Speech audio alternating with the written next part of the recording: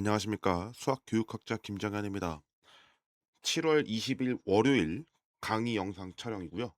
아마 지금 여러분께서 이 목소리를 듣고 계시는 분이 계시다면 제가 그동안 뭐 영상을 못 올리기도 했죠.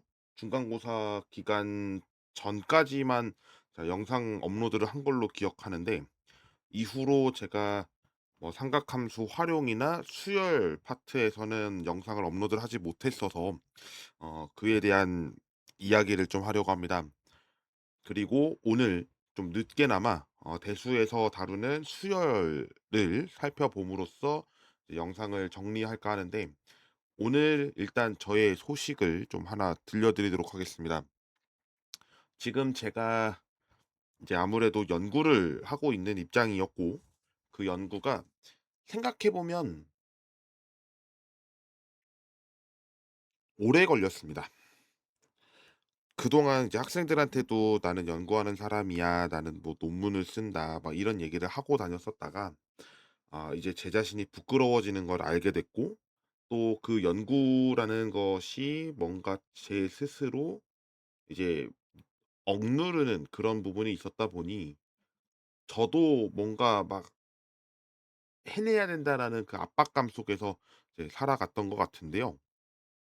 그러던 중에 지난달이었죠. 6월 30날 정확하게는 7월 3일 날에 이제 학술지 홈페이지에 업로드가 되면서 이제 제 논문이 게재가 되어 발간되었다는 소식을 전해 드리려고 합니다.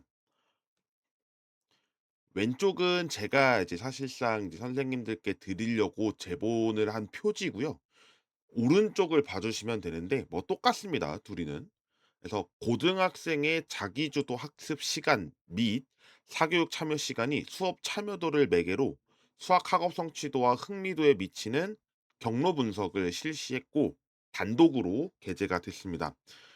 본 연구를 실시할 때는 이제 대전교육 종단 연구 6차 년도를 바탕으로 진행했고 그중 고등학교 2학년 대상으로 진행된 설문은 받아서 분석한 연구입니다. 그래서 6월 30날 게재가 됐고 이 논문이 처음 이제 접수가 된 때는 1 월, 그리고 2 월에 심사가 들어가서 약 4 개월 정도가 걸려서 심사가 완료되어 게재가 됐음을 안내해 드리는데요. 이 연구에서 얘기하는 시점은 이제 정확하게 요약하면 자기주도 학습이 중요하다는 거고요. 사교육도 물론 이제 지금 상황에서 그렇다고 "받지 마." 이렇게는 얘기 못 하지만 사교육도 엄연히 이제 교육의 일환이라고 했을 때 사교육의 목적이 어떤 것인지를 알고 또 그거에 따라서 본인이 스스로 고민하고 또 질문해 보고 그런 시간이 많아져야 한다는 것이 어쩌면 이 본 연구에서 다루는 결과라고 할 수 있겠습니다. 지금 뭐 "초록에서 왜 띄어쓰기가 안 되어 있냐?"라고 할 수 있는데 이게 제가 입력한 게 아닙니다. 예. 제가 입력한 게 아니어서요. 혹시나 이거와 관련해서 뭐 저도 다시 뭐 얘기를 할 예정입니다만 말씀을 드린다면 이 부분도 같이 얘기를 할 예정이고요.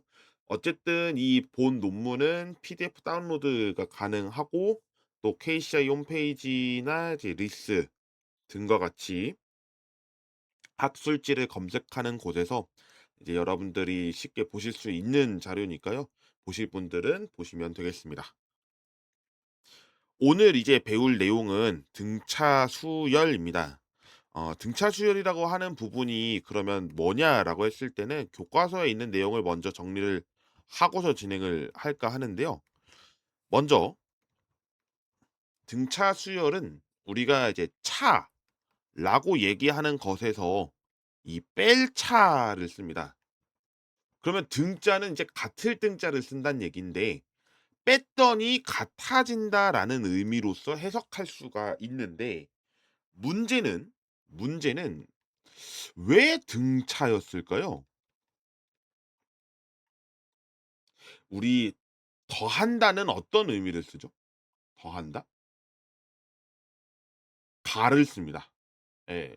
우리가 사자성어라고 해야 될까요? 이제 한문으로 했을 때 더하고 빼고 곱하고 나누고를 가감승제라고 하는데, 더할 가자를 쓴다고 했을 때는 이제 등가수열이라고 얘기를 하죠. 그러면 이 등가수열의 의미가 뭐냐라고 했을 때는 의미가 안 통해요. 그럼 뺀 거에 의미를 둬야 되나? 여러 가지 생각이 든 거예요. 예를 들면 여러분들이 가장 쉽게 접하는 상황이 얘가 될 겁니다, 아마. 제가 지금 뭘 쓰고 있는 것 같죠? 맞아요. 홀수 썼어요.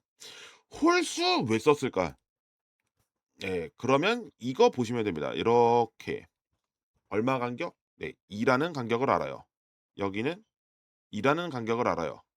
똑같이 2라는 간격을 알고 그 뒤에도 당연히 2라는 간격을 알면 그 뒤 마찬가지로 2라는 간격 때문에 11이 온다는 걸 알고 있습니다. 그러면 이 2가 어떻게 등장했느냐를 보는 건데, 우리는 이제 더하기 기호를 초등학교 때 이런 식으로 썼을 거예요. 1 더하기 네모를 했더니 3이 되는 네모를 찾는다. 그러면 그 네모가 얼마였냐면 3 에서 1 뺀 거거든요. 3 에서 1 뺐다는 얘기는 우리가 2 라는 걸 이제 비로소 알게 되는 건데, 이 상황을 고등학교로 접근을 하면 이런 상황으로 만들 수 있습니다. 자, 여기 있는 이 첫 1, 1은 첫 번째라고 얘기를 하고, 이 각각을 항이라고 불렀을 때 여기를 첫째 항이라고 부릅니다. 첫 번째 항 내지는 첫째 항. 3은 두 번째 항 또는 둘째 항 이렇게 부르고요. 세 번째 항, 셋째 항이라고 부르는 5, 넷째 항, 네, 다섯째 항 뭐 이렇게 부르는 것 같아요, 이제. 다섯째 항인 9. 그러면 이 의미가 뭐냐면 1 더하기 네모가 3이란 얘기가 3 더하기 네모를 했을 때 5가 되는 네모 찾는 거고, 5 더하기 네모를 했을 때 7이 되는 네모 찾는 거고, 7 더하기 네모 했더니 9가 되는 네모를 찾는 겁니다. 그러면 이 네모가 갖게 되는 의미를 찾으면 3에서 1 뺐고, 여기 있는 네모는 5에서 3 뺐고, 여기 있는 네모는 7에서 5 뺐고, 여기 있는 네모는 9에서 7을 뺐습니다. 라고 하는 점으로 봤을 때 이 3과 1에 주목하는 거예요. 두 번째 항에서 첫 번째 항을 뺐네. 세 번째 항에서 두 번째 항 뺐네. 네 번째 항에서 세 번째 항 뺐고 다섯 번째에서 네 번째 뺐습니다. 그 이야기는 무슨 얘기예요? 뭔가 항이 같이 있는 상황이라고 볼 수가 있죠. 두 번째 항에서 첫 번째 뺀 거니까 뭔가 이거를 좀 또 기호를 쓰고 싶은데, 우리는 비로소 그때의 기호를 뭐라고 쓰기로 했냐면, 어떠한 수열의 항은 요렇게 표시를 합니다. 수열을 표시할 때 이 중괄호를 쓰고 그 안에 A 서브 n이라고 표현을 하는데요. 이때 n은 자연수를 의미하고 몇 번째 있냐라는 것으로서 해석할 수 있습니다. 그리고 이 A는 뭔가 이제 기호를 쓰기 위한, 나중에 이 수열이 두 개 이상이 등장할 때가 있어요. 그러면 A 그다음에 나타나는 기호의 수열로 B를 씁니다. 뭐 이런 식으로 이제 나아가는데, 지금은 이제 통상적으로 AN이라고만 알아주시면 좋을 것 같습니다. 그러면 이제 이 두 번째 항이니까 우리는 이제 A의 아래 이렇게 2를 쓰게 되는데, 이게 두 번째 항의 의미고요. 그럼 1은 첫 번째 항의 의미니까 이걸 지금 빼고 있는 상황이라고 볼 수 있다. 그러면 그 뒤에 있는 거는 세 번째에서 두 번째 뺀 거, 네 번째에서 세 번째 뺀 거, 다섯 번째에서 네 번째 뺀 거를 네모라고 한다면, 이 상황이 꼭 두 번째, 첫 번째, 세 번째, 두 번째만 나타나는 것은 아니니까 그럼 일반적으로 나타나는 이 상황은 이제 어떻게 써질 수 있느냐? 요렇게 써질 거다라는 거예요. 요렇게요. 첫 번째, 두 번째, 세 번째, 두 번째, 네 번째, 세 번째 이런 식으로 여기를 플러스 1을 시켜 준다면 아주 감사하게도 그 아래 단에 있는 그 항을 뺀 거니까 결과적으로는 얘도 네모가 만들어질 거다예요. 근데 우리는 네모가 싫어요. 그러면 네모를 안 쓰면 뭘 쓸까? 뭘 쓸까? 쓰는 방법이 있어요. 뭐냐면 이제 이걸 지워 볼게요. 이런 기호를 씁니다. D, D. 이 D는요. 우리 공차 얘기했을 때 차 얘기했잖아요. 영어로 굳이 써 볼게요. difference입니다. difference. 그 D입니다. 결국 difference의 영어적 의미는 다름, 차이를 의미하는 건데 수학에서도 그 D를 써서 요렇게 기호를 쓰고 그 D가 이제 결과적으로는 이 역할 때문에 얘를 끄집어 올 수 있는데 얘가 지금 우리가 알아야 될 등차수열의 정의이고 그 등차수열의 정의를 가지고 일반항을 만들어내는데 그 과정을 다시 설명해 보겠습니다. 예를 들면 이런 거예요. 두 번째에서 첫 번째 뺐더니 공차 D였고 세 번째에서 두 번째 뺐더니 얘도 공차 D고 네 번째에서 세 번째 뺐더니 얘도 공차 D입니다. 근데 어디까지였냐면 n에서 n-1번째까지 해도 D예요. 내가 왜 n번째라고 했을까? 그러면 n-1번째 원래라면 a n 플러스 1 아니에요? 근데 우리가 중요한 건 얘예요. 통상적으로 기호를 우리는 n을 쓰고 있는 그런 상황으로 만들 때 이 상황 빼고 이 상황 빼고 마지막 도달 시점이 n이 되게 만들면 이 각 지금 식을 더해 볼게요. 그럼 무슨 일이 나타나는지 잘 보세요. A2가 없어집니다. A3가 없어져요. A4도 없어지면 AN-1도 없어져요. 이렇게 없어지면 AN만 남고 여기에는 A1만 남습니다. 이거 뺀 게 D입니다. 근데 D가 몇 개? 그렇죠. N-1개 있습니다. 그래서 우리는 D 곱하기 N-1이라고 쓰면 AN은 A1 더하기 둘이 곱해도 상관이 없죠? N-1 곱하기 D래도 됩니다. 왜냐면 곱셈에서는 교환 법칙이 성립하거든요. 실수 범위에서.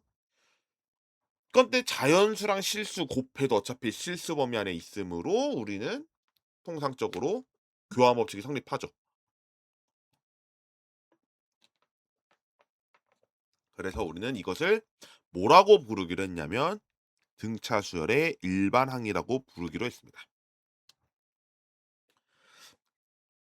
근데 이런 경우 또 아까 보지 않았어요? 제가 아까 잠깐 하다가 여러분들이 혹시 보셨을지 모르겠습니다. 5개 썼습니다. 수열입니다. 등차 수열입니다. 공차가 2입니다. 그러면 n에서 an-1을 뺐을 때 우리는 공차 2라는 걸 알았어요. 근데 n은 어느 범위냐면 2보다 커요.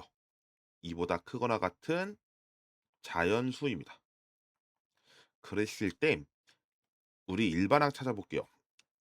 A1 더하기 n-1 공차 2 첫째 양 얼마? 네, 1. 그 다음에 2에 n-1로 써도 되죠? 2n 마이너스 1. n은 1보다 큽니다. 라는 것으로 해석할 수가 있습니다. 어? 갑자기 위에서는 왜 n이 2보다 크거나 같은데 여기는 1보다 크거나 같아요? 라고 할 수 있습니다. 우리 A0를 설정하진 않았습니다. 첫째 항이 1이고 그 첫째 항은 가장 작은 범위의 자연수로 들어가기 때문에 그것을 만들어주기 위한 아랫부분은 여기 n-1이 1보다 커야 됩니다. 그러면 n이 2보다 클 수밖에 없고요. 등차 수열 일반항 했을 때는 1, 2, 3, 4, 5, 6, 7, 8, 9, 10 이렇게 쭉 가는 거니까 1 부터 성립했어야 합니다.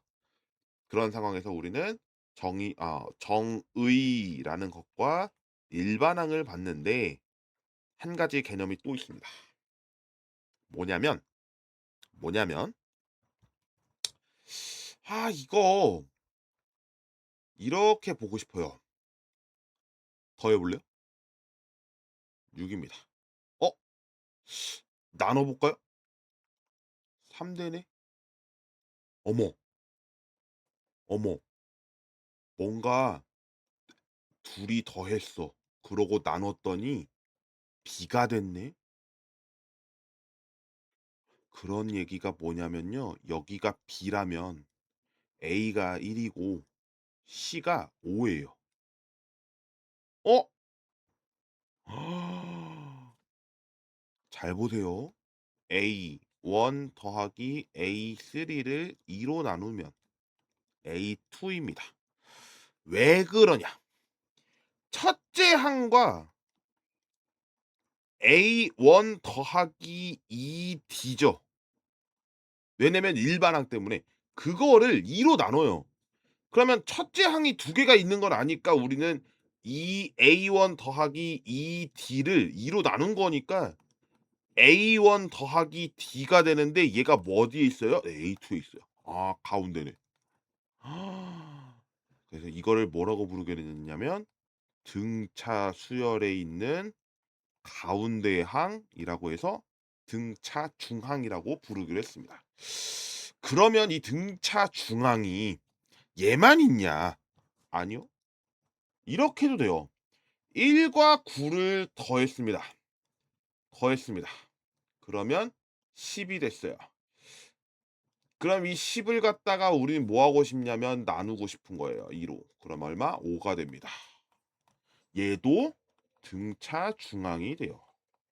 근데 얘는 3과 7의 등차 중항도 되고 1과 9에도 등차 중항이 되니까 등차 중항이 될수록 더 많아지는 개수가 생겨요.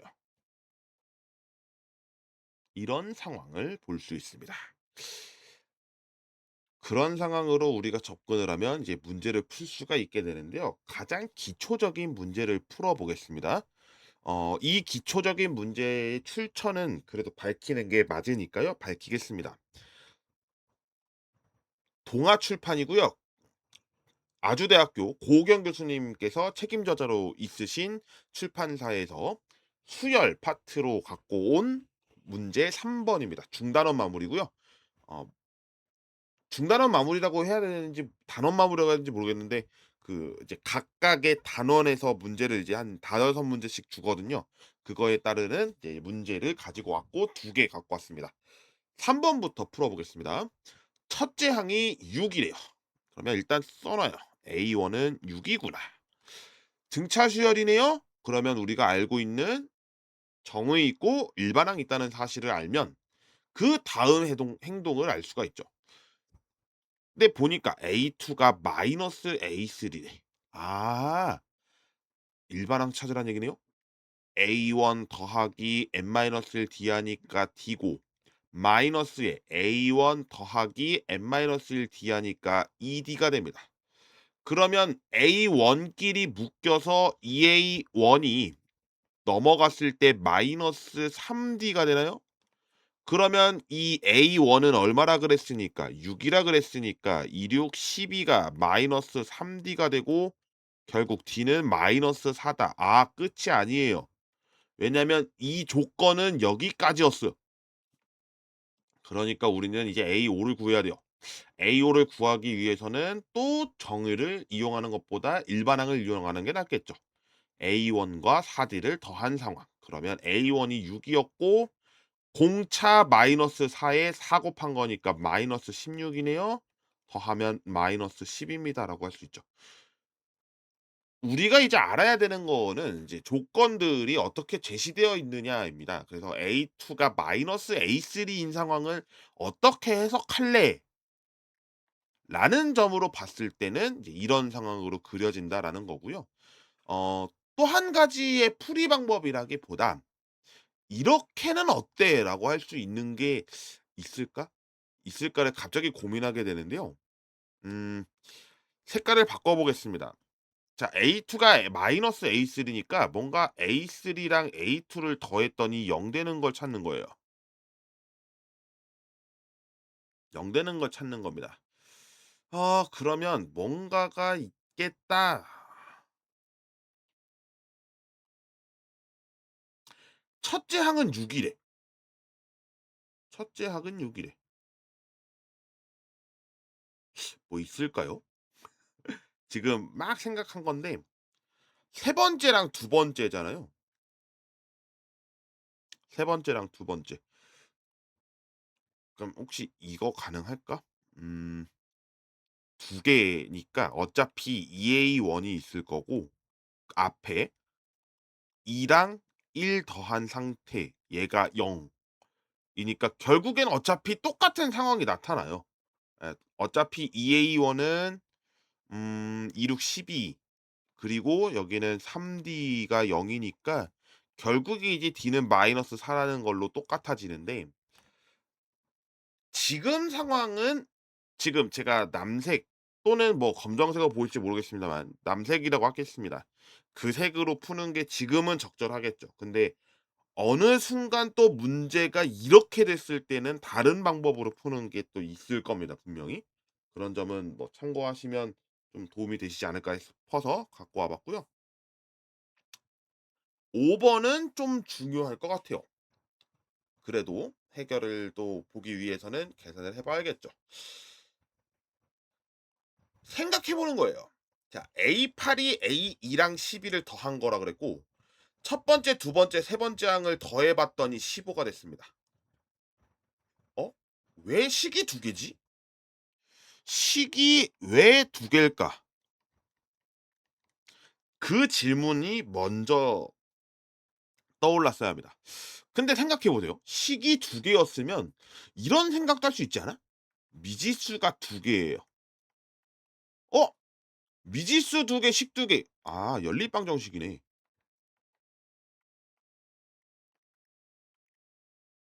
이 기준을 놓고 가는 거예요. 그냥 단순히 문제를 어떻게 풀어야지 하는 그 기술만 안 채 들어가시지 마시고 이런 생각 저런 생각 막 해보는 거예요. 수학은 그럴 때 맛이 납니다. 보겠습니다. A8이 A2와 10입니다. 그러면 A8이 A2 플러스 10이라는 의미가 일반항 때문에 A 플러스 7D가 A 플러스 D 플러스 12가 되는 이 현상. 그러면 A가 약 이렇게 없어져요. 그러면 6D가 12가 되니까 D는 2가 됐네.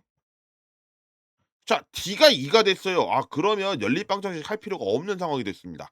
왜냐면 그 뒤에 있는 식을 보세요. A1, A2, A3가 15랍니다. 이거 아까 제가 그 문제 했던 거 있었죠? 빨간색으로 썼던 거. 똑같습니다. 첫 번째 항은 3 개가 일단 있을 거고 0, 1, 2 곱하기 D가 15 니까 첫째 항 구하는 거예요. 그러면 첫째 항을 구하려면 3 곱하기 2 한 게 15 니까 3A 1은 15에서 6 뺀 거 9고 첫째 항은 3 입니다라고 보면 이제 A10을 구할 수 있는 상황이 왔죠. 첫째 항과 9 D를 곱한 거. 그러면 3과 9이 18을 곱한 상황이니까 21이 10번째 항에 있는 수가 되겠습니다.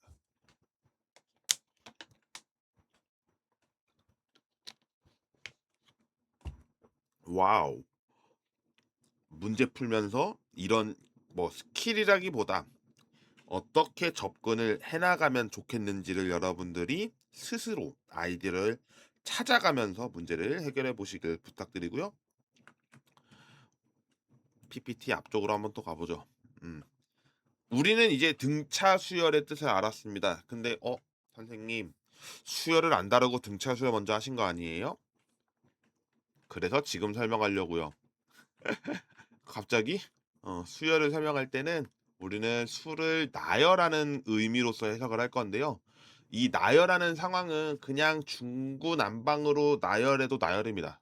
그렇지만 우리는 고등학교 수준에서 규칙적으로 나열을 하려고 합니다.